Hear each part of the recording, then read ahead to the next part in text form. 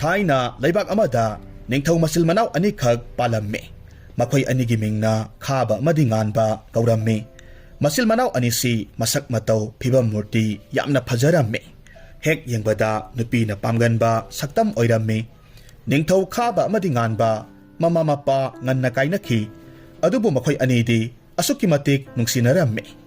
ꯃꯈꯣꯏꯅ ꯑꯉꯥꯡ ꯑꯣꯏꯔꯤꯉꯩꯗꯒꯤ ꯍꯧꯅ ꯄ꯭ꯔꯖꯥ ꯃꯤꯌꯥꯝꯁꯤꯡꯒꯤ ꯌꯥꯏꯐꯅꯕꯇ ꯇꯧꯔꯛꯈꯤ꯫ ꯃꯔꯝ ꯑꯁꯤꯅ ꯂꯩꯕꯥꯛ ꯄ꯭ꯔꯖꯥ ꯃꯤꯌꯥꯝꯅꯁꯨ ꯃꯈꯣꯏ ꯑꯅꯤꯕꯨ ꯌꯥꯝꯅ ꯄꯥꯝꯅꯕ ꯑꯗꯨꯒ ꯃꯈꯣꯏꯒꯤ ꯊꯃꯣꯏꯅ ꯄꯦꯟꯖꯕ ꯅꯤꯡꯊꯧ ꯍꯥꯏꯕꯗꯨ ꯑꯣꯏꯔꯝꯃꯤ꯫ ꯃꯈꯣꯏ ꯑꯅꯤꯅ ꯅꯤꯡꯊꯤꯅ ꯉꯥꯛ ꯁꯦꯟꯕꯗꯒꯤ ꯂꯩꯕꯥꯛꯇꯨ ꯌꯥꯝꯅ ꯏꯪꯅ ꯆꯤꯛꯅ ꯄꯥꯟꯕ ꯂꯩꯕꯥꯛ ꯑꯣꯏꯔꯝꯃꯤ꯫ ꯃꯇꯝꯅ ꯑꯁꯨꯝ ꯍꯧꯈꯤꯕꯅ ꯅꯤꯡꯊꯧ ꯈꯥꯕ ꯑꯃꯗꯤ ꯉꯥꯟꯕ ꯄꯥꯈꯪ ꯃꯄꯨꯡ ꯐꯥꯔꯛꯂꯝꯃꯤ꯫ ꯃꯁꯤꯗꯒꯤ ꯂꯩꯕꯥꯛ ꯄ꯭ꯔꯖꯥ ꯃꯤꯌꯥꯝ ꯑꯃꯗꯤ ꯅꯤꯡꯊꯧꯒꯤ ꯃꯈꯥꯗ ꯂꯩꯕ ꯃꯟꯇ꯭ꯔꯤꯁꯤꯡꯅ ꯅꯤꯡꯊꯧ ꯈꯥꯕ ꯑꯃꯗꯤ ꯉꯥꯟꯕꯒꯤ ꯌꯥꯝꯅ ꯐꯔꯕ ꯑꯃꯗꯤ ꯃꯇꯤꯛ ꯆꯥꯔꯕꯤ ꯅꯨꯄꯤ ꯈꯜꯂꯒ ꯂꯨꯍꯣꯡꯕ ꯇꯥꯔꯒꯗꯤ ꯂꯩꯕꯥꯛꯁꯤꯒꯤ ꯑꯣꯏꯅ ꯑꯐꯕ ꯑꯣꯏꯒꯅꯤ ꯍꯥꯏꯅ ꯈꯟꯖꯔꯝꯃꯤ꯫ ꯃꯔꯝ ꯑꯁꯤꯗꯒꯤ ꯄ꯭ꯔꯖꯥ ꯃꯤꯌꯥꯝ ꯑꯃꯗꯤ ꯃꯟꯇ꯭ꯔꯤꯁꯤꯡꯅ ꯃꯆꯤꯜ ꯃꯅꯥꯎ ꯑꯅꯤꯒꯤ ꯃꯐꯝꯗ ꯑꯁꯨꯝꯅ ꯍꯥꯏꯖꯔꯝꯃꯤ꯫ ꯏꯅꯤꯡꯊꯧ ꯅꯅꯥꯏ ꯑꯩꯈꯣꯏ ꯏꯅꯤꯡꯊꯧ ꯑꯅꯤꯒꯤ ꯃꯐꯝꯗ ꯀꯔꯤꯒꯨꯝꯕ ꯋꯥꯐꯝ ꯈꯔꯗꯪ ꯍꯥꯏꯖꯒꯦ꯫ ꯍꯥꯏꯖꯒꯗꯧꯔꯤꯕ ꯋꯥꯐꯝꯁꯦ ꯏꯅꯤꯡꯊꯧ ꯑꯅꯤꯅꯁꯨ ꯁꯣꯏꯗꯅꯃꯛ ꯌꯥꯕꯤꯌꯨ꯫ ꯑꯩꯒꯤ ꯅꯨꯡꯁꯤꯔꯕ ꯄ꯭ꯔꯖꯥ ꯃꯤꯌꯥꯝ ꯑꯃꯗꯤ ꯑꯁꯥꯟꯕ ꯏꯅꯥꯏꯁꯥ, ꯅꯈꯣꯏꯅ ꯍꯥꯏꯅꯤꯡꯂꯤꯕ ꯋꯥꯗꯣ ꯀꯔꯤꯅꯣ ꯆꯤꯡꯅꯕ ꯂꯩꯇꯅ ꯍꯦꯛꯇꯃꯛ ꯍꯥꯏꯌꯨ꯫ ꯑꯗꯨꯒ ꯅꯈꯣꯏꯒꯤ ꯋꯥꯗꯣ ꯃꯌꯥꯝꯒꯤꯗꯃꯛꯇ ꯑꯐꯕ ꯋꯥ ꯑꯣꯏꯔꯕꯗꯤ ꯑꯩꯈꯣꯏꯅꯁꯨ ꯁꯣꯏꯗꯅꯃꯛ ꯌꯥꯅꯤ꯫ ꯑꯗꯨꯒ ꯀꯔꯤꯒꯨꯝꯕ ꯅꯈꯣꯏꯒꯤ ꯋꯥ ꯑꯗꯨꯅ ꯂꯩꯕꯥꯛꯁꯤꯕꯨ ꯀꯥꯏꯅꯕ ꯑꯣꯏꯔꯕꯗꯤ ꯑꯩꯈꯣꯏ ꯌꯥꯕ ꯉꯝꯂꯣꯏꯀꯣ꯫ ꯏꯅꯤꯡꯊꯧ ꯅꯅꯥꯏ ꯑꯩꯈꯣꯏꯅ ꯏꯅꯤꯡꯊꯧꯒꯤ ꯃꯐꯝꯗ ꯍꯥꯏꯖꯅꯤꯡꯕꯗꯤ ꯏꯅꯤꯡꯊꯧ ꯑꯅꯤꯒꯤ ꯃꯇꯤꯛ ꯆꯥꯕ ꯅꯨꯄꯤ ꯈꯜꯂꯒ ꯂꯨꯍꯣꯡꯂꯕꯗꯤ ꯂꯩꯕꯥꯛꯁꯤ ꯑꯃꯨꯛꯀ ꯍꯦꯟꯅ ꯅꯨꯡꯉꯥꯏꯕ ꯑꯗꯨꯒ ꯌꯥꯏꯐꯕ ꯑꯣꯏꯒꯅꯤ ꯍꯥꯏꯅ ꯈꯟꯖꯩꯗꯣ꯫ ꯍꯥꯏꯔꯤꯕ ꯋꯥꯁꯦ ꯂꯩꯕꯥꯛ ꯄ꯭ꯔꯖꯥ ꯃꯤꯌꯥꯝ ꯑꯃꯗꯤ ꯃꯟꯇ꯭ꯔꯤ ꯑꯩꯈꯣꯏꯒꯤꯁꯨ ꯑꯄꯥꯝꯕꯅꯤ꯫ ꯑꯗꯨꯅ ꯏꯅꯤꯡꯊꯧ ꯍꯥꯏꯔꯤꯕ ꯋꯥ ꯑꯁꯦ ꯑꯃꯨꯛꯇꯪ ꯈꯟꯊꯕꯤꯌꯨ꯫ ꯅꯤꯡꯊꯧ ꯈꯥꯕ ꯑꯃꯗꯤ ꯉꯥꯟꯕ ꯄ꯭ꯔꯖꯥ ꯃꯤꯌꯥꯝꯅ ꯍꯥꯏꯔꯤꯕꯗꯨ ꯃꯈꯣꯏ ꯑꯅꯤꯒꯤ ꯌꯥꯏꯐꯅꯕꯅꯤ ꯍꯥꯏꯕ ꯈꯪꯂꯝꯃꯤ꯫ ꯑꯗꯨꯒ ꯂꯩꯕꯥꯛ ꯑꯃꯗ ꯃꯍꯥꯔꯥꯅꯤ ꯌꯥꯎꯗꯅ ꯄꯥꯟꯕ ꯂꯩꯕꯥꯛ ꯑꯗꯨꯗꯤ ꯃꯄꯨꯡ ꯐꯥꯅ ꯌꯦꯡꯁꯤꯟꯕ ꯉꯝꯗꯦ ꯍꯥꯏꯅꯔꯤꯕꯅꯤ꯫ ꯃꯔꯝ ꯑꯁꯤꯗꯒꯤ ꯃꯈꯣꯏ ꯑꯅꯤꯅ ꯌꯥꯝꯅ ꯃꯨꯟꯅ ꯈꯜꯂꯕ ꯃꯇꯨꯡꯗ ꯋꯥꯐꯝꯗꯨ ꯌꯥꯔꯝꯃꯤ꯫ ꯃꯁꯤꯗꯒꯤ ꯃꯈꯣꯏ ꯑꯅꯤꯅ ꯁꯒꯣꯜ ꯇꯣꯡꯕ ꯂꯥꯟꯃꯤ ꯈꯔꯗ ꯑꯁꯨꯝꯅ ꯍꯥꯏꯔꯝꯃꯤ꯫ ꯍꯥꯏ ꯏꯅꯥꯏ ꯑꯁꯥꯟꯕ ꯁꯥ, ꯅꯈꯣꯏ ꯈꯔ ꯂꯩꯕꯥꯛꯁꯤꯒꯤ ꯃꯐꯝ ꯈꯨꯗꯤꯡ ꯆꯠꯂꯒ ꯍꯌꯦꯡꯒꯤ ꯅꯨꯃꯤꯠꯇ ꯑꯩꯈꯣꯏ ꯑꯅꯤꯒꯤ ꯃꯇꯤꯛ ꯆꯥꯕ ꯃꯍꯥꯔꯥꯅꯤ ꯑꯃꯃꯝ ꯈꯟꯅꯕꯒꯤꯗꯃꯛꯇ ꯇꯣꯉꯥꯟ ꯇꯣꯉꯥꯟꯕ ꯃꯐꯝꯗ ꯂꯩꯔꯤꯕ ꯂꯩꯁꯥꯕꯤꯁꯤꯡꯗꯣ ꯀꯣꯅꯨꯡ ꯀꯥꯔꯛꯅꯕ ꯄꯥꯎ ꯁꯟꯗꯣꯛꯂꯨꯆꯣ꯫ ꯃꯅꯥꯏꯁꯤꯡꯅ ꯍꯥꯏꯔꯝꯃꯤ꯫ ꯐꯒꯅꯤ ꯏꯅꯤꯡꯊꯧ ꯅꯅꯥꯏ ꯑꯩꯈꯣꯏ ꯄꯥꯡꯊꯣꯛꯆꯔꯒꯦ꯫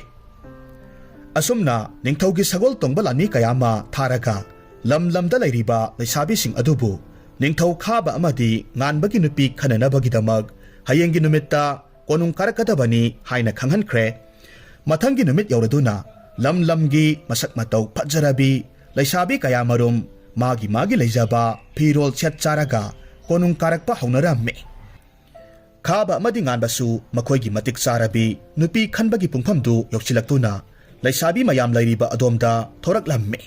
ꯆꯨꯡ ꯐꯤꯔꯥꯜ ꯆꯥꯅ ꯐꯖꯔꯕ ꯁꯑꯣꯡ ꯁꯕꯥꯟ ꯑꯃꯗꯤ ꯅꯤꯡꯊꯤꯔꯕ ꯁꯛꯇꯝꯗꯨ ꯎꯕꯗꯨꯗ ꯃꯐꯝꯗꯨꯗ ꯇꯤꯜꯂꯝꯂꯤꯕ ꯂꯩꯁꯥꯕꯤꯁꯤꯡ ꯑꯗꯨꯗꯤ ꯑꯉꯥꯎꯕꯤ ꯍꯥꯏꯕꯗꯨ ꯑꯣꯏꯅꯈ꯭ꯔꯦ꯫ ꯈꯔ ꯑꯃꯅ ꯃꯈꯣꯏꯒꯤ ꯃꯆꯤꯟꯗ ꯑꯁꯨꯝꯅꯁꯨ ꯍꯥꯏꯅꯔꯝꯃꯤ꯫ ꯏꯁ ꯀꯔꯤ ꯈꯨꯐꯖꯅꯣ, ꯑꯁꯨꯛ ꯌꯥꯝꯅ ꯆꯤꯡꯂꯦꯝꯅ ꯐꯖꯕ ꯅꯨꯄꯥ ꯑꯁꯤꯕꯣ ꯑꯩꯗꯤ ꯑꯃꯨꯛꯇ ꯐꯥꯎꯕ ꯎꯈꯤꯗ꯭ꯔꯤ꯫ ꯃꯈꯣꯏ ꯃꯆꯤꯜ ꯃꯅꯥꯎꯁꯦ ꯃꯁꯤꯒꯤ ꯃꯅꯨꯡꯗ ꯑꯃꯇꯪ ꯐꯪꯍꯧꯗꯕ ꯌꯥꯗꯦ꯫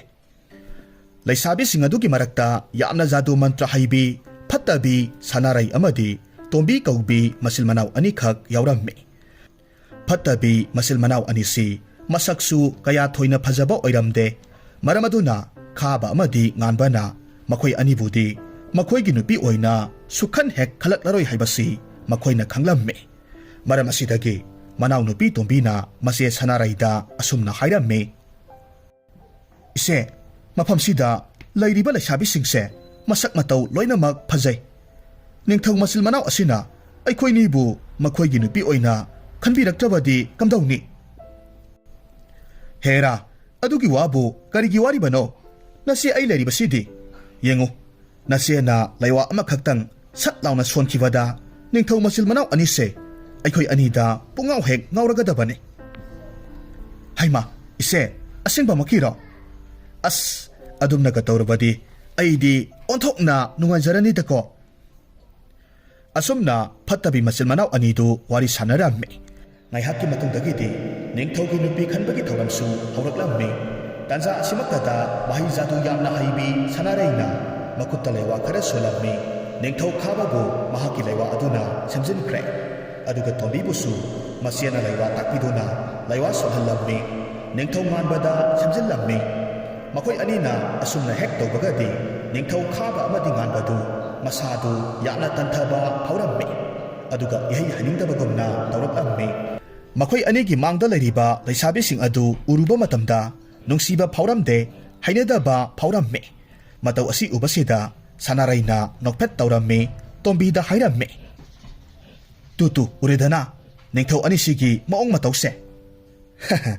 ꯅꯆꯦ ꯑꯩꯅ ꯀꯥꯞꯄ ꯇꯦꯟꯕꯨ ꯄꯥꯟꯗꯦ ꯍꯥꯏꯕ꯭ꯔꯣ? ꯂꯥꯎ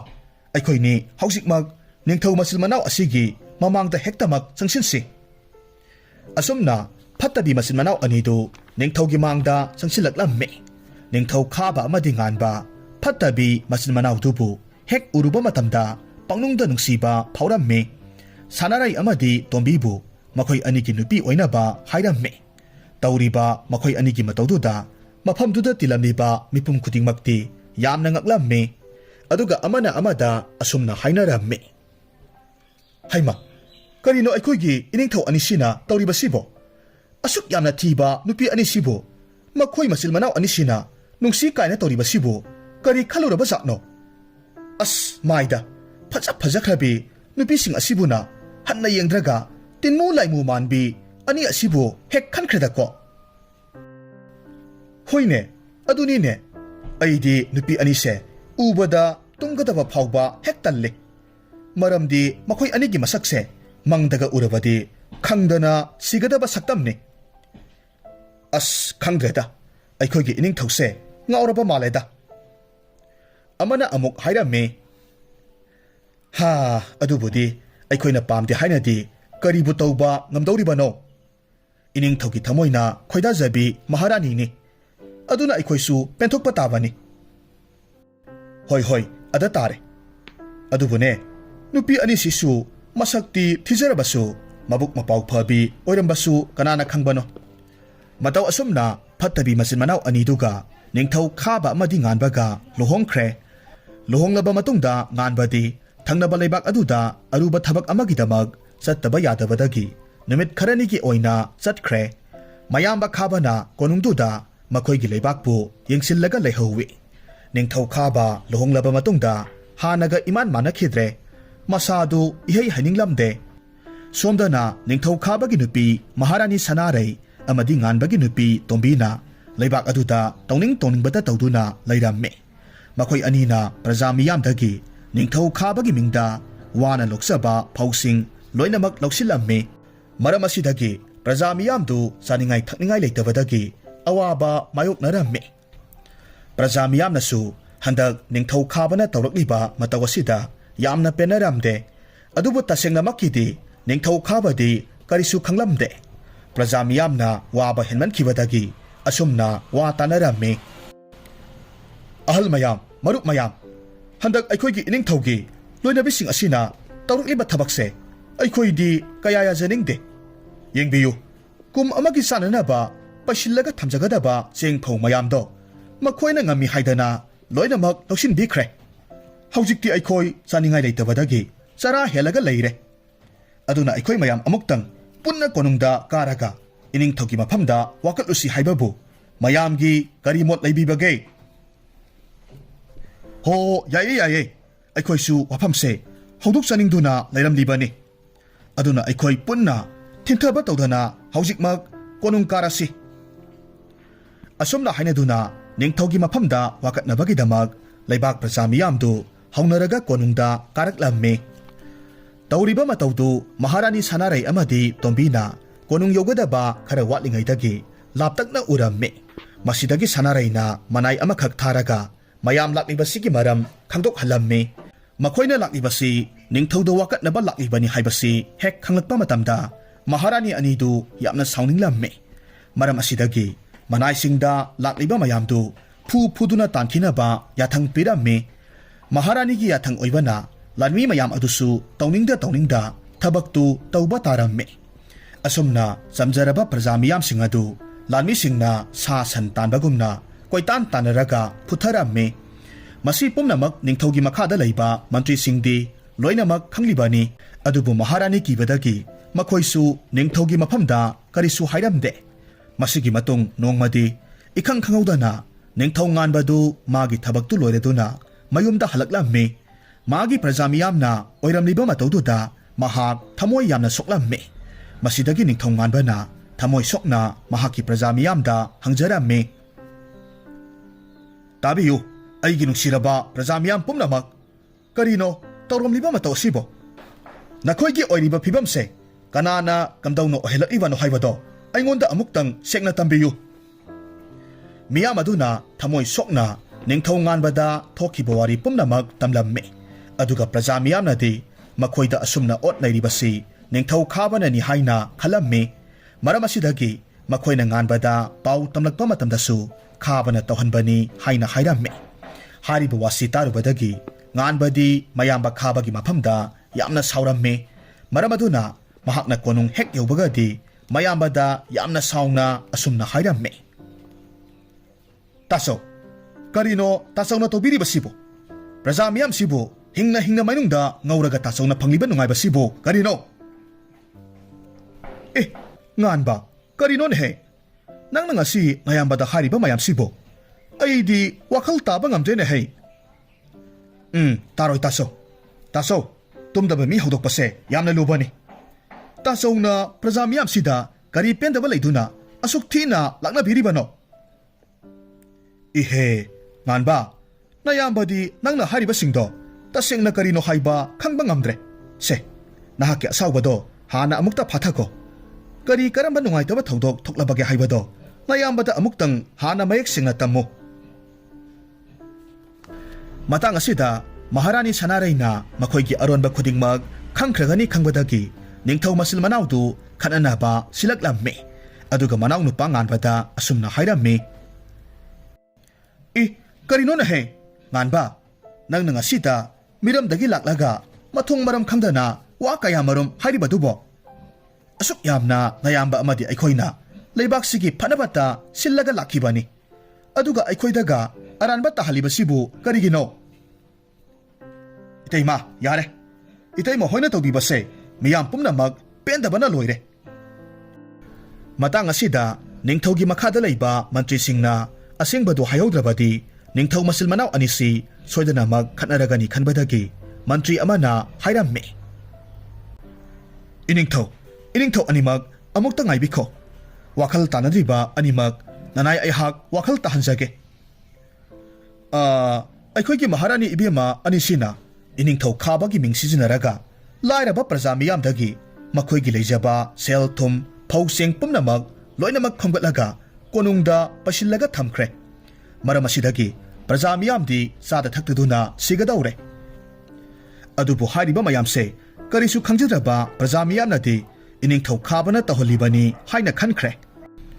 maram asi leibana iningthau nganbagi mafamda praja miyamna pau tamlakpa matamda iningthau khabana tahonbani haina hairaklibani wafam si tarubadagi ningthau masil manau anidu aduki matik sauramme makhoigi thangdu satoklamme Maharani Sanarai amadi tombida yalaga hatnanaba tawraklamme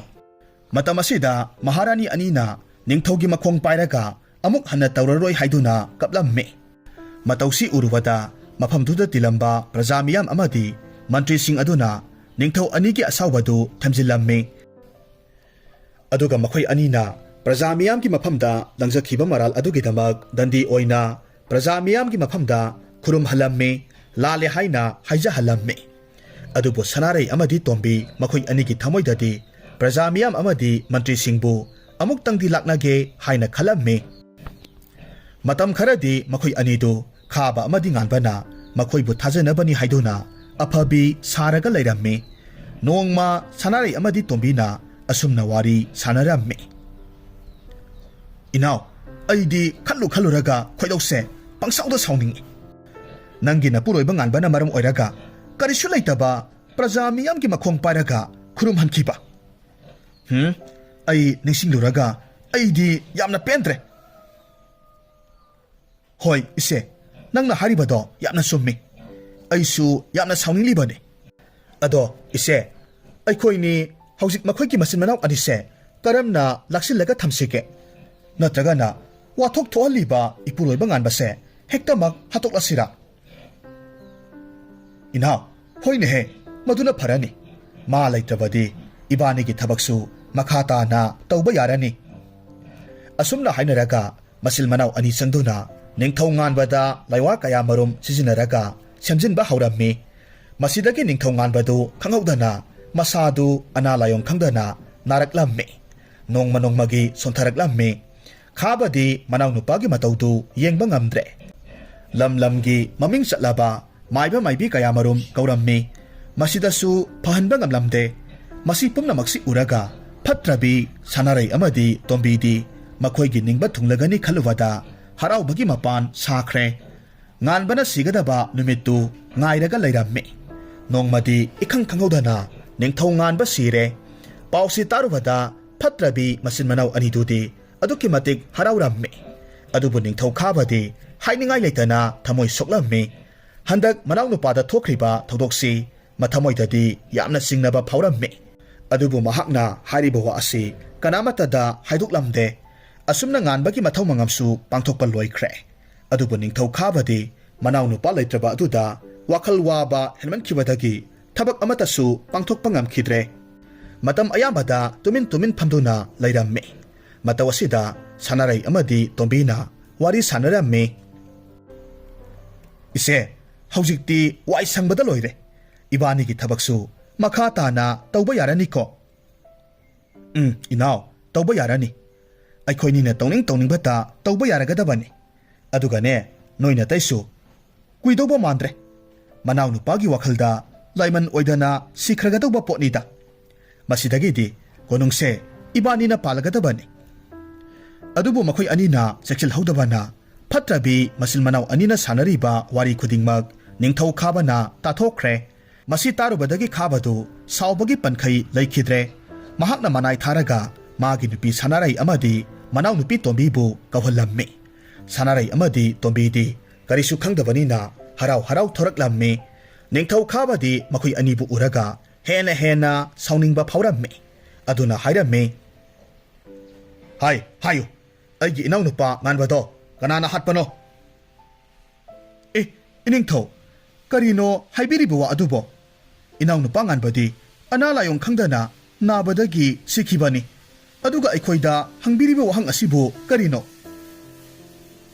ꯆꯤꯟꯊꯤꯕꯤ ꯅꯈꯣꯏ ꯅꯆꯤꯟ ꯅꯅꯥꯎ ꯑꯅꯤ ꯆꯪꯗꯅ ꯑꯩꯒꯤ ꯅꯨꯡꯁꯤꯔꯕ ꯏꯅꯥꯎꯅꯨꯄꯥ ꯑꯗꯣ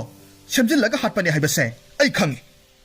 ꯑꯩ ꯅꯈꯣꯏ ꯑꯅꯤꯅ ꯁꯥꯟꯅꯈꯤꯕ ꯋꯥꯔꯤ ꯄꯨꯝꯅꯃꯛꯇꯣ ꯇꯥꯍꯧꯔꯕꯅꯤ ꯃꯁꯤ ꯇꯥꯔꯨꯕꯗꯒꯤ ꯁꯅꯥꯔꯩ ꯑꯃꯗꯤ ꯇꯣꯝꯕꯤꯗꯨ ꯄꯥꯈꯠꯄꯅ ꯂꯣꯏꯈ꯭ꯔꯦ ꯎꯄꯥꯏ ꯂꯩꯇꯕꯗꯒꯤ ꯑꯃꯨꯛ ꯅꯤꯡꯊꯧꯒꯤ ꯃꯈꯣꯡ ꯄꯥꯏꯔꯒ ꯑꯃꯨꯛ ꯍꯟꯅ ꯇꯧꯔꯔꯣꯏ ꯍꯥꯏꯅ ꯀꯞꯂꯝꯃꯤ ꯑꯗꯨꯕꯨ ꯈꯥꯕꯅ ꯁꯥꯎꯅ ꯍꯥꯏꯔꯛꯈꯤ ꯅꯈꯣꯏ ꯑꯅꯤꯅ ꯀꯞꯂꯕꯁꯨ ꯀꯔꯤꯁꯨ ꯀꯥꯟꯅꯔꯔꯣꯏ ꯅꯈꯣꯏ ꯑꯅꯤꯕꯨ ꯉꯍꯥꯟꯅ ꯍꯥꯠꯂꯝꯂꯕꯗꯤ ꯑꯩꯒꯤ ꯏꯅꯥꯎꯅꯨꯄꯥ ꯉꯥꯟꯕꯗꯣ ꯁꯤꯔꯝꯂꯣꯏꯗꯕꯅꯤ ꯅꯈꯣꯏ ꯑꯅꯤꯕꯨ ꯃꯇꯝꯗꯨꯗ ꯍꯥꯠꯍꯧꯗꯕ ꯍꯥꯏꯕꯁꯦ ꯑꯩꯒꯤ ꯏꯔꯥꯜꯅꯤ ꯅꯈꯣꯏ ꯅꯨꯄꯤꯗꯒꯤ ꯍꯦꯟꯅ ꯇꯝꯊꯤꯕ ꯖꯤꯕꯁꯦ ꯃꯥꯂꯦꯝ ꯇꯥꯏꯕꯪꯄꯥꯟ ꯑꯁꯤꯗ ꯂꯩꯔꯝꯂꯣꯏ ꯑꯁꯨꯝꯅ ꯍꯥꯏꯗꯨꯅ ꯅꯤꯡꯊꯧ ꯈꯥꯕꯅ ꯃꯥꯒꯤ ꯊꯥꯡꯗꯨ ꯁꯠꯇꯣꯛꯂꯝꯃꯤ ꯃꯍꯥꯛꯀꯤ ꯂꯩꯃꯔꯦꯝꯕꯤ ꯑꯃꯗꯤ ꯃꯅꯥꯎꯅꯨꯄꯥꯒꯤ ꯅꯨꯄꯤ ꯇꯣꯝꯕꯤꯕꯨ ꯊꯥꯡꯅ ꯊꯤꯜꯂꯒ ꯍꯥꯠꯂꯝꯃꯤ ꯍꯥꯏꯔꯤꯕ ꯅꯨꯃꯤꯠ ꯑꯁꯤꯗꯒꯤ ꯅꯤꯡꯊꯧ ꯈꯥꯕꯅ ꯅꯨꯄꯤꯁꯤꯡꯕꯨ ꯌꯥꯝꯅ ꯐꯠꯇꯕ ꯃꯤꯅꯤ ꯍꯥꯏꯅ ꯈꯟꯈꯤ ꯃꯔꯝ ꯑꯗꯨꯅ ꯃꯈꯣꯏꯒꯤ ꯂꯩꯕꯥꯛꯇ ꯂꯩꯕ ꯅꯨꯄꯤꯁꯤꯡꯕꯨ ꯂꯣꯏꯅꯃꯛ ꯍꯥꯠꯂꯒ ꯃꯅꯥꯎꯅꯨꯄꯥ ꯉꯥꯟꯕꯒꯤ ꯂꯃꯟ ꯈꯨꯝꯕ ꯁꯛꯀꯅꯤ ꯍꯥꯏꯅ ꯈꯟꯈ꯭ꯔꯦ ꯃꯁꯤꯗꯒꯤꯗꯤ ꯅꯤꯡꯊꯧ ꯈꯥꯕꯅ ꯂꯩꯕꯥꯛ ꯑꯗꯨꯗ ꯂꯩꯕ ꯅꯨꯄꯤ ꯑꯃꯒ ꯂꯨꯍꯣꯡꯂꯝꯃꯤ ꯑꯗꯨꯒ ꯂꯨꯍꯣꯡꯕꯒꯤ ꯅꯣꯡꯍꯦꯛ ꯉꯥꯟꯕꯒ ꯅꯨꯄꯤꯗꯨꯕꯨ ꯍꯥꯠꯇꯣꯛꯂꯝꯃꯤ ꯑꯁꯨꯝꯅ ꯃꯔꯥꯜ ꯂꯩꯖꯗ꯭ꯔꯕ ꯅꯨꯄꯤꯁꯤꯡꯕꯨ ꯅꯣꯡꯃ ꯅꯣꯡꯃꯒꯤ ꯂꯨꯍꯣꯡꯕꯤꯔꯒ ꯅꯣꯡꯍꯦꯛ ꯉꯥꯟꯕꯒ ꯍꯥꯠꯇꯣꯛꯂꯝꯃꯤ ꯑꯁꯤꯒꯨꯝꯕ ꯇꯝꯊꯤꯔꯕ ꯊꯧꯑꯣꯡꯁꯤ ꯂꯩꯕꯥꯛ ꯄ꯭ꯔꯖꯥ ꯃꯤꯌꯥꯝꯅ ꯌꯥꯝꯅ ꯄꯦꯜꯂꯝꯗꯦ ꯑꯗꯨꯕꯨ ꯅꯤꯡꯊꯧ ꯈꯥꯕꯁꯨ ꯍꯥꯟꯅꯒꯤ ꯂꯩꯕꯥꯛ ꯄ꯭ꯔꯖꯥ ꯃꯤꯌꯥꯝꯕꯨ ꯅꯨꯡꯁꯤꯕ ꯅꯤꯡꯊꯧꯗꯨꯗꯤ ꯑꯣꯏꯈꯤꯗ꯭ꯔꯦ ꯃꯥꯅ ꯈꯟꯕꯇ ꯇꯧꯔꯒ ꯂꯩꯔꯝꯃꯤ ꯀꯅꯥꯒꯨꯝꯕ ꯑꯃꯅ ꯃꯥꯅ ꯇꯧꯔꯤꯕ ꯊꯕꯛ ꯑꯗꯨꯗ ꯑꯊꯤꯡꯕ ꯄꯤꯔꯛꯄ ꯇꯥꯔꯕꯗꯤ ꯃꯤꯗꯨ ꯂꯦꯝꯅ ꯊꯥꯔꯝꯗꯦ ꯑꯁꯤꯒꯨꯝꯕ ꯅꯤꯡꯊꯧ ꯈꯥꯕꯒꯤ ꯃꯑꯣꯡ ꯃꯇꯧ ꯑꯁꯤꯗ ꯀꯅꯥꯃꯠꯇꯅ ꯀꯔꯤꯁꯨ ꯍꯥꯏꯕ ꯉꯝꯗꯦ ꯂꯩꯕꯥꯛ ꯑꯗꯨꯗ ꯂꯩꯕ ꯅꯨꯄꯤꯁꯤꯡ ꯑꯗꯨ ꯃꯈꯣꯏꯒꯤ ꯂꯩꯕꯥꯛꯇꯨ ꯊꯥꯗꯣꯛꯇꯨꯅ ꯆꯦꯟꯅꯅꯕ ꯍꯣꯠꯅꯔꯕꯁꯨ ꯉꯝꯂꯝꯗꯦ ꯅꯤꯡꯊꯧꯈꯥꯕꯅ ꯃꯅꯥꯏ ꯀꯌꯥꯃꯔꯨꯝ ꯊꯥꯗꯣꯛꯇꯨꯅ ꯁꯦꯟꯅꯍꯜꯂꯝꯃꯤ ꯃꯈꯣꯏꯒꯤ ꯂꯝꯗꯒꯤ ꯅꯨꯄꯤ ꯑꯃꯠꯇ ꯆꯦꯟꯕ ꯉꯝꯗꯅꯕ ꯅꯤꯡꯊꯤꯅ ꯉꯥꯛ ꯁꯦꯜꯂꯝꯃꯤ ꯃꯇꯧ ꯑꯁꯨꯝꯅ ꯃꯔꯥꯜ ꯂꯩꯖꯗꯕ ꯅꯨꯄꯤ ꯀꯌꯥꯃꯔꯨꯝꯗꯤ ꯁꯤꯅꯤꯡꯗ ꯁꯤꯕ ꯇꯥꯔꯝꯃꯤ ꯍꯧꯖꯤꯛꯇꯤ ꯃꯈꯥ ꯇꯥꯅ ꯅꯣꯡꯃ ꯅꯣꯡꯃꯒꯤ ꯅꯨꯄꯤ ꯍꯥꯠꯄ ꯑꯁꯤꯅ ꯂꯩꯕꯥꯛ ꯑꯗꯨꯗ ꯅꯨꯄꯤ ꯂꯩꯁꯤꯜꯂꯛꯇ꯭ꯔꯦ ꯂꯩꯔꯤꯕ ꯍꯥꯏꯕꯕꯨ ꯅꯤꯡꯊꯧꯒꯤ ꯃꯈꯥꯗ ꯂꯩꯕ ꯃꯟꯇ꯭ꯔꯤ ꯑꯃꯒꯤ ꯃꯆꯥꯅꯨꯄꯤ ꯂꯩꯁꯦꯝꯕꯤ ꯈꯛꯇꯪ ꯉꯥꯏꯁꯤꯜꯂꯛꯂꯝꯃꯤ ꯂꯩꯁꯦꯝꯕꯤꯒꯤ ꯃꯄꯥ ꯏꯕꯨꯡꯉꯣ ꯃꯟꯇ꯭ꯔꯤꯅ ꯅꯍꯥꯟ ꯃꯈꯩ ꯃꯆꯥꯅꯨꯄꯤꯕꯨ ꯂꯣꯠꯂꯒ ꯊꯝꯂꯛꯄꯅꯤ ꯑꯗꯨꯕꯨ ꯀꯌꯥꯝ ꯀꯨꯏꯅ ꯂꯣꯠꯂꯒ ꯊꯝꯕ ꯌꯥꯅꯤ ꯀꯥꯏꯅꯊꯪꯗꯗꯤ ꯅꯤꯡꯊꯧꯅ ꯃꯍꯥꯛꯄꯨ ꯂꯨꯍꯣꯡꯕ ꯇꯥꯔꯝꯃꯤ ꯃꯄꯥ ꯃꯟꯇ꯭ꯔꯤꯅ ꯅꯤꯡꯊꯧꯈꯥꯕꯗ ꯃꯆꯥꯅꯨꯄꯤꯒꯤ ꯊꯋꯥꯏꯇꯗꯤ ꯀꯟꯕꯤꯅꯕ ꯍꯥꯏꯖꯩ ꯑꯗꯨꯕꯨ ꯅꯤꯡꯊꯧꯅ ꯃꯅꯥꯗ ꯍꯥꯞꯂꯝꯗꯦ ꯎꯄꯥꯏ ꯂꯩꯇꯗꯨꯅ ꯃꯄꯥꯅ ꯃꯆꯥꯅꯨꯄꯤ ꯂꯩꯁꯦꯝꯕꯤꯕꯨ ꯅꯤꯡꯊꯧꯈꯥꯕꯒꯤ ꯃꯈꯨꯠꯇ ꯁꯤꯟꯅꯈꯤꯕ ꯇꯥꯔꯝꯃꯤ ꯃꯁꯤ ꯄꯨꯝꯅꯃꯛ ꯂꯩꯁꯦꯝꯕꯤꯗ ꯃꯄꯥꯅꯁꯨ ꯍꯥꯏꯔꯝꯃꯤ ꯑꯗꯨꯕꯨ ꯃꯥꯗꯤ ꯀꯔꯤꯁꯨ ꯊꯣꯏꯅ ꯈꯟꯖꯤꯜꯂꯝꯗꯦ ꯃꯔꯝꯗꯤ ꯃꯍꯥꯛꯁꯤ ꯏꯆꯝ ꯆꯝꯕꯤ ꯅꯨꯄꯤ ꯑꯃ ꯅꯠꯇꯦ ꯌꯥꯝꯅ ꯍꯩꯁꯤꯡꯕꯤ ꯋꯥꯔꯤ ꯌꯥꯝꯅ ꯂꯤꯕ ꯍꯩꯕꯤ ꯅꯨꯄꯤ ꯑꯃ ꯑꯣꯏꯔꯝꯃꯤ ꯃꯄꯥꯅ ꯊꯋꯥꯏ ꯋꯥꯕꯗꯨ ꯎꯕꯗꯨꯗ ꯂꯩꯁꯦꯝꯕꯤꯅ ꯍꯥꯏꯔꯝꯃꯤ ꯄꯥꯕꯨꯡ ꯀꯔꯤꯒꯤ ꯑꯗꯨꯛ ꯊꯋꯥꯏ ꯋꯥꯔꯤꯕꯅꯣ ꯅꯁꯥꯒꯤꯗꯃꯛ ꯊꯋꯥꯏ ꯋꯥꯕꯤꯒꯅꯨ ꯑꯩ ꯀꯔꯤꯁꯨ ꯇꯧꯔꯣꯏꯌꯦ ꯏꯕꯦꯝꯃ ꯏꯄꯥꯕꯨ ꯅꯪ ꯌꯥꯎꯗꯅ ꯀꯝꯗꯧꯅ ꯂꯩꯍꯧꯒꯗꯧꯔꯤꯕꯅꯣ ꯍꯌꯦꯡꯗꯤ ꯅꯪꯕꯨ ꯇꯝꯊꯤꯔꯕ ꯏꯅꯤꯡꯊꯧ ꯈꯥꯕꯒꯤ ꯃꯈꯨꯠꯇ ꯇꯥꯈ꯭ꯔꯒꯅꯤꯗꯣ ꯃꯁꯤꯗꯕꯨ ꯏꯄꯥꯅ ꯀꯝꯗꯧꯅ ꯋꯥꯈꯜ ꯅꯨꯡꯉꯥꯏꯅ ꯂꯩꯗꯧꯔꯤꯕꯅꯣ ꯄꯥꯕꯨꯡ ꯑꯗꯨꯒꯤꯕꯨ ꯀꯔꯤꯒꯤ ꯋꯥꯔꯤꯕꯅꯣ ꯅꯨꯄꯤ ꯑꯩꯈꯣꯏꯗꯤ ꯅꯨꯄꯥꯒ ꯄꯥꯡꯒꯜ ꯄꯨꯊꯣꯛꯇꯨꯅ ꯃꯈꯣꯏꯒ ꯂꯥꯟꯊꯦꯡꯅꯔꯨꯕ ꯉꯝꯕ ꯅꯠꯇꯦ ꯑꯗꯨꯅ ꯅꯨꯄꯤ ꯑꯩꯈꯣꯏꯗꯤ ꯂꯧꯁꯤꯡꯅ ꯂꯥꯟꯊꯦꯡꯅꯒꯗꯕꯅꯤ ꯑꯁꯨꯝꯅ ꯍꯥꯏꯗꯨꯅ ꯂꯩꯁꯦꯝꯕꯤꯅ ꯃꯄꯥꯕꯨꯡꯕꯨ ꯊꯦꯝꯖꯤꯜꯂꯝꯃꯤ ꯃꯊꯪꯒꯤ ꯅꯨꯃꯤꯠ ꯑꯣꯏꯔꯗꯨꯅ ꯃꯄꯥꯅ ꯅꯤꯡꯊꯧꯈꯥꯕꯒꯤ ꯃꯅꯥꯛꯇ ꯂꯩꯁꯦꯝꯕꯤꯕꯨ ꯊꯤꯜꯂꯛꯂꯝꯃꯤ ꯑꯗꯨꯒ ꯂꯨꯍꯣꯡꯂꯝꯃꯤ ꯂꯨꯍꯣꯡꯂꯕ ꯃꯇꯨꯡꯗ ꯃꯈꯣꯏꯒꯤ ꯀꯥꯗ ꯐꯝꯂꯒ ꯂꯩꯔꯝꯃꯤ ꯃꯇꯥꯡ ꯑꯗꯨꯗ ꯂꯩꯁꯦꯝꯕꯤꯅ ꯍꯥꯏꯔꯝꯃꯤ ꯏꯅꯤꯡꯊꯧ ꯅꯅꯥꯏ ꯅꯨꯄꯤ ꯑꯩꯍꯥꯛ ꯋꯥꯔꯤ ꯑꯃꯠꯇ ꯂꯤꯖꯒꯦ ꯌꯥꯕꯤꯒꯗ꯭ꯔꯥ ꯌꯥꯅꯤ ꯂꯤꯌꯨ ꯇꯥꯁꯤ ꯀꯔꯤ ꯋꯥꯔꯤꯅꯣ ꯃꯁꯤꯗꯒꯤ ꯂꯩꯁꯦꯝꯕꯤꯅ ꯃꯥꯒꯤ ꯋꯥꯔꯤꯗꯨ ꯅꯤꯡꯊꯧꯈꯥꯕꯗ ꯂꯤꯕ ꯍꯧꯔꯛꯈꯤ ꯋꯥꯔꯤ ꯉꯥꯏꯍꯥꯛ ꯂꯤꯔꯕ ꯃꯇꯨꯡꯗ ꯏꯅꯤꯡꯊꯧ ꯍꯧꯖꯤꯛꯇꯤ ꯅꯨꯃꯤꯗꯥꯡ ꯑꯣꯏꯔꯦ ꯑꯗꯨꯅ ꯋꯥꯔꯤ ꯃꯈꯥꯁꯦ ꯍꯌꯦꯡ ꯑꯌꯨꯛ ꯉꯟꯅ ꯂꯤꯖꯔꯒꯦ ꯅꯤꯡꯊꯧꯈꯥꯕꯅꯁꯨ ꯂꯩꯁꯦꯝꯕꯤꯅ ꯍꯥꯏꯔꯤꯕꯗꯨ ꯌꯥꯔꯝꯃꯤ ꯅꯣꯡ ꯍꯦꯛ ꯉꯟꯕꯒꯗꯤ ꯅꯤꯡꯊꯧꯈꯥꯕꯅ ꯂꯩꯁꯦꯝꯕꯤꯕꯨ ꯍꯥꯠꯀꯗꯕꯅꯤ ꯑꯗꯨꯕꯨ ꯂꯩꯁꯦꯝꯕꯤꯒꯤ ꯋꯥꯔꯤ ꯃꯈꯥ ꯇꯥꯅꯤꯡꯕꯗꯒꯤ ꯂꯩꯁꯦꯝꯕꯤꯕꯨ ꯍꯥꯠꯂꯝꯗꯦ ꯍꯣꯔꯦꯟ ꯅꯨꯃꯤꯗꯥꯡ ꯑꯣꯏꯅ ꯍꯥꯠꯂꯒꯦ ꯈꯜꯂꯝꯃꯤ ꯑꯌꯨꯛ ꯑꯗꯨꯗ ꯂꯩꯁꯦꯝꯕꯤꯅ ꯑꯃꯨꯛ ꯋꯥꯔꯤ ꯃꯈꯥ ꯂꯤꯔꯝꯃꯤ ꯉꯥꯏꯍꯥꯛ ꯂꯤꯔꯕ ꯃꯇꯨꯡꯗ ꯑꯃꯨꯛ ꯍꯥꯏꯔꯛꯈꯤ ꯏꯅꯤꯡꯊꯧ ꯍꯧꯖꯤꯛꯇꯤ ꯅꯣꯡ ꯄꯨꯡꯉꯥꯟ ꯉꯥꯜꯂꯕꯅꯤꯅ ꯏꯅꯤꯡꯊꯧꯒꯤ ꯊꯕꯛ ꯀꯌꯥꯃꯔꯨꯝꯁꯨ ꯂꯩꯔꯝꯒꯅꯤꯗꯣ ꯍꯣꯔꯦꯟ ꯅꯨꯃꯤꯗꯥꯡ ꯑꯣꯏꯅ ꯋꯥꯔꯤ ꯃꯈꯥꯗꯣ ꯂꯤꯖꯔꯒꯦ ꯑꯁꯨꯝꯅ ꯅꯣꯡꯃ ꯅꯣꯡꯃꯒꯤ ꯑꯁꯨꯝ ꯊꯪꯊꯔꯛꯄ ꯑꯁꯤꯗ ꯊꯥ ꯑꯃ ꯐꯥꯔꯛꯂꯝꯃꯤ ꯍꯧꯖꯤꯛꯇꯤ ꯅꯤꯡꯊꯧꯈꯥꯕꯒꯤ ꯄꯨꯛꯆꯦꯜꯁꯨ ꯍꯣꯡꯂꯛꯂꯝꯃꯤ ꯅꯤꯡꯊꯧꯈꯥꯕꯅ ꯂꯩꯁꯦꯝꯕꯤꯕꯨꯁꯨ ꯅꯨꯡꯁꯤꯕ ꯐꯥꯎꯔꯛꯈꯤ ꯃꯥꯒꯤ ꯋꯥꯔꯤꯇꯕꯨ ꯇꯥꯔꯒ ꯄꯦꯟꯖꯔꯝꯃꯤ ꯍꯧꯖꯤꯛꯇꯤ ꯅꯤꯡꯊꯧꯈꯥꯕꯗꯨ ꯃꯥꯒꯤ ꯅꯨꯄꯤ ꯂꯩꯁꯦꯝꯕꯤꯕꯨ ꯍꯥꯠꯀꯦ ꯈꯟꯗ꯭ꯔꯦ ꯑꯗꯨꯒ ꯃꯥꯒꯤ ꯍꯥꯟꯅꯒꯤ ꯂꯩꯕꯥꯛ ꯄ꯭ꯔꯖꯥ ꯃꯤꯌꯥꯝꯕꯨ ꯑꯃꯨꯛ ꯅꯨꯡꯁꯤꯕꯗꯨ ꯍꯧꯔꯛꯈꯤ ꯃꯁꯤꯗꯒꯤ ꯅꯤꯡꯊꯧꯈꯥꯕꯅ ꯃꯌꯥꯝꯗ ꯂꯪꯖꯈꯤꯕ ꯃꯔꯥꯜꯁꯤꯡꯗꯨ ꯉꯥꯛꯄꯤꯌꯨ ꯍꯥꯏꯅ ꯃꯌꯥꯝꯗ ꯍꯥꯏꯖꯔꯝꯃꯤ ꯃꯇꯧ ꯑꯁꯨꯝꯅ ꯅꯤꯡꯊꯧꯈꯥꯕ ꯑꯃꯗꯤ ꯃꯍꯥꯔꯥꯅꯤ ꯂꯩꯁꯦꯝꯕꯤ ꯌꯥꯝꯅ ꯅꯨꯡꯁꯤ ꯆꯥꯟꯅꯅ ꯏꯪꯅ ꯆꯤꯛꯅ ꯄꯥꯟꯃꯤꯟꯅꯈꯤ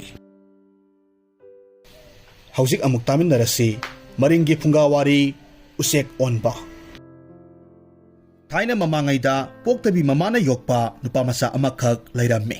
ꯃꯄꯥꯅ ꯈꯨꯜꯂꯥꯟꯅ ꯂꯂꯣꯟ ꯏꯇꯤꯛ ꯆꯠꯈ꯭ꯔꯤꯉꯩ ꯃꯃꯥ ꯄꯣꯛꯇꯕꯤꯗꯨꯅ ꯃꯆꯥꯅꯨꯄꯥꯗꯨꯕꯨ ꯌꯥꯝꯅ ꯊꯤꯅ ꯇꯧꯕꯤ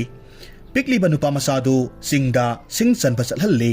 ꯃꯤꯒꯤ ꯈꯨꯂꯪ ꯆꯠꯍꯜꯂꯤ ꯅꯨꯄꯥ ꯃꯆꯥ ꯑꯗꯨꯅꯁꯨ ꯃꯃꯥ ꯄꯣꯛꯇꯕꯤꯕꯨ ꯀꯤꯖꯕꯗꯒꯤ ꯃꯥꯅ ꯇꯧ ꯍꯥꯏꯕꯁꯤꯡꯗꯨ ꯇꯧꯔꯝꯃꯤ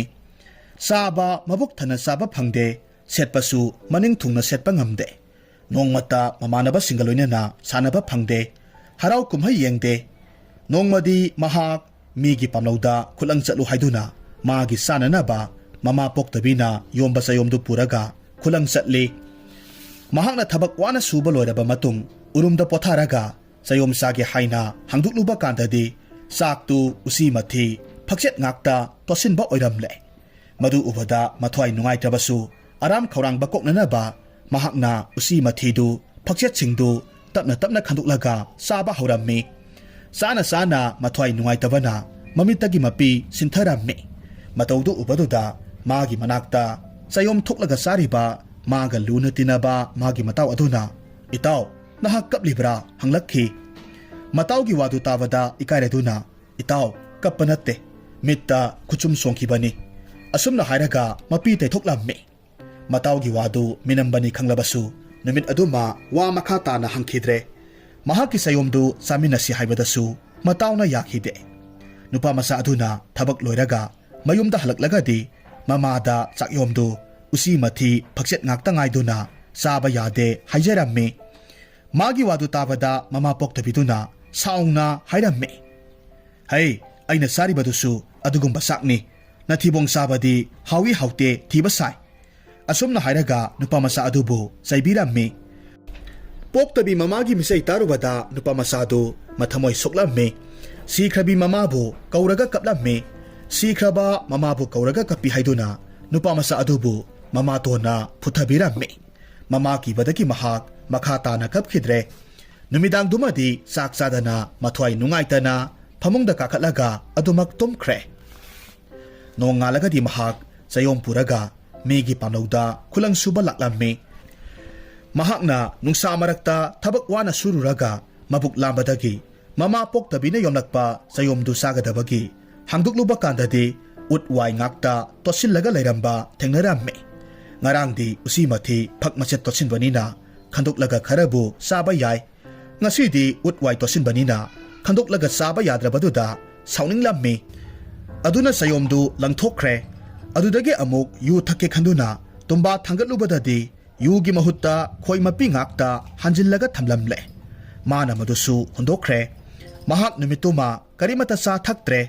aram khorangbanadi asum henjillak khangba ngamdabadagi lawbukta kumlaga anaiba isingdu khujok thaklamme magi matawdu ubaduda matawna singsilaga magi makhujeng pairaga singlamme magi sayomdu hangduklaga makhoini saminnai sayom saba loiraba matungda nupa masaduna itaw ai ngasidi yumda hallaroi saba thakpa phangdana thawai aduk nungaitana hinglaga legadabagi sarukpudi aihak usek langmai onkrage usek langmai sangugi marakta tillaga chaningba charurage aina paiba yananaba itawna aigi isa imai khara sembiyu asumna hairakpa matawgi wadu tarubada matawdu mamittagi mapi takhiba khangaude tawganu phatte usek langmai onba haunade haina hanna khambada maya khidre khamba yaraktrabada makhoi ani usek langmai sanguna chakta phamtana laklamme usek matu mayam khulamme madudagidi matawna paiba yananaba makhut anina usek matu mayam phajilaga masa ani sembire mamai panbire semba loirabada usek langmai oliba matawdu chatlage hairakle mahaki nungsijaraba matawdu chatkrabadi amuk hanna unnaba phanglaroi khanduna mahaki matawgi maphamda minamba ngangduna semba loidri paiba yakhiroi haiduna matawbu khamki mahakna usek matu ama amuk lokthok amuk hapsin tawraga semba asida numit humni sudokre humni suba numitadi laigi nongdamdagi matawdu thangai sengba usek langmai olaga paiba ngamle usek langmai oliba matawbu yenglaga taw nahak haujikti paiba ngamlani nahakna usek langmai olaga paikhrabadi aikhoi ani amuk hanna unaba phanglaroido nahak leitrabadi kanada aidi itaw kaugani ai kanaga chatminagani kanaga wari sanaminagani asi hairamlaga usek langmai oliba matawbu kolaga makhol thokna kappi makhoi anina konaraga ngaihak kapminaraba matung usek langmai oliba matawna kaplaganu toklo itaw nahakna kaplaga leirabadi ai chatpa ngamlaroi ai numit khudingi nangi sanaba ahawba uhai puraktuna nangi nanakta lakadawribani marakta khongnang pambi asida pairaklaga tonglage aikhoi ani amuk hanna unakhisi nungaiba wari sanakhisi asumna pukmen pawminnaramlaga usek langmai oliba matawdu paikhre mana satuna mama poktabiki maphamda matawdi usek langmai onkhre tamlamme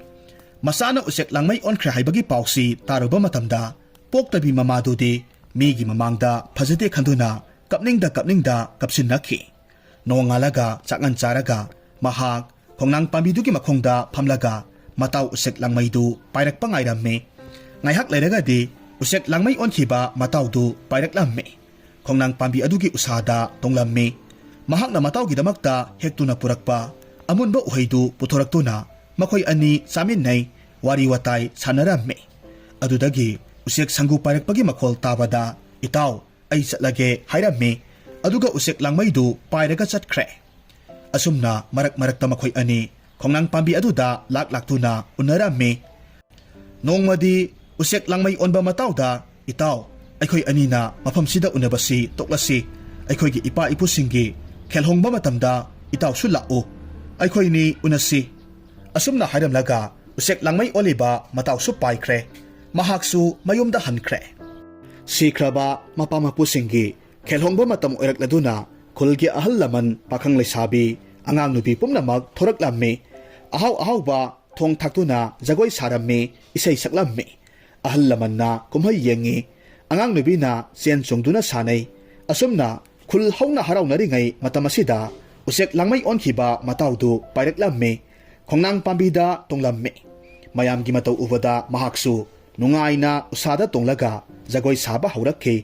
matamasida magi maruptu laklaga itaw nangi namaidagi matu amakhaktang satlaga thadabirau hairakpa matamda usek langmai oliba mataw aduna magi mamaidagi phajaraba matu amakhak khalaga matawgi damak thadaraklammi matawna thadarakpa matudu makokta thetlaga mana miya marak aduda jagoi saba yawi magi makokta thetliba phajaraba langmaigi matudu ubaduda miyam pumnamakna pamnarabasu kanamatana phangba ngamkhide mama poktabina mangonda langmai matudu kadaidagino haina hanglakpa matamda nasanupana onba usek langmaina thadarakpani haina khummi mahak kadaida leibagi haina hanglakpa matamda khongnang pambi asigi usada tonglaga kumhai yenglibani hairamme masidagi di mama poktabiduna khongnang pambidugi manakta laklamme masanupana onba usek langmai aduda namai amatang thadabirau madu thetlaga jagoi saba yawge hairamme mama poktabigi wadu tarubada langmai oliba masanupa aduna imaton namit usillu naya launa ka tho'u aigi phajaraba ituse thadabirakke hairamme masanupagi wadu thajaduna mama poktabiduna khongnang makhada mamit animak usilaga maya launa ka thoklaga langmai matu thadarakpa ngairaga leikhi langmaina oliba masanupaduna magi matudi thadaraktadana mama poktabigi mayada mathi phaijilamlaga paikhre masana onba langmaigi mathina mayada hek tabadadi khudakta mama poktabidu sirammi hariba numit adudagi hauduna maring jatigi oina kumkhaiba khelhongba yum sangabana singba harau kumhai pumnamakta langmai matu thetpa haunakhi aduga siraba matamdasu haimang pambigi masa natragana mauna langmai saraga asiba migi mangla thabada hapnai